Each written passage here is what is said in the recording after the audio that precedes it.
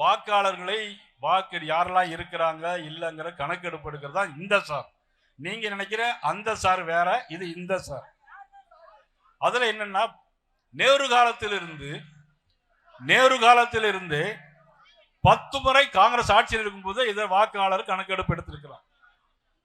இதுல இவங்களுக்கு என்ன இருக்குன்னு தெரியல. 2014 ஆர்கே நகர் சட்டமன்ற இடைத்தேர்தலில் கோர்ட்டுக்கே போனாங்க, நீதிமன்றத்திற்கே போனாங்க. நம்மளுடைய முதலமைச்சர் நீதிமன்றத்திற்கு போய் போலி வாக்காளர்களா இருக்கிறாங்க அப்படின்னு சொல்லி நீதிமன்றத்திற்கே போனாங்க. ஆனா இன்னைக்கு வாக்கெடுப்பு நடத்தும் போது இன்னும் நடத்தல, ஆரம்பிக்கல. ஆனா அதை கண்டு இன்னைக்கு தோல்வி பயத்துல எடுக்கக்கூடாது அப்படின்னு அனைத்து கட்சி கூட்டத்தை போட்டிருக்கிறாங்க. அனைத்து கட்சி கூட்டத்தை ஏன் போடுறாங்கன்னா அது தேவையே இல்லை. இன்னைக்கு அவங்க தொகுதியிலேயே குளத்தூர் தொகுதியிலேயே இன்னைக்கு 9000 வாக்காளர்கள் போலி வாக்காளர்கள் இருக்கிறாங்க. அவங்களை நீக்கிட்டா அங்க குளத்தூர் தொகுதியில முதலமைச்சர் தோத்து போவார். துறைமுகம் தொகுதியில 10,000 15,000 பேர் இருக்கிறாங்க. அதை நீக்கிட்டா சேகர் பாபு அவர்கள் தோத்து போயிருவாங்க.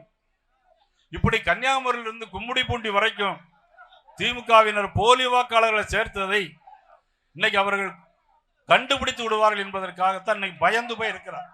இவ்வளவு மோசமான சூழ்நிலையில் தான் இன்றைக்கு திராவிட முன்னேற்ற கழகம் பயந்து போயிருக்கிறது.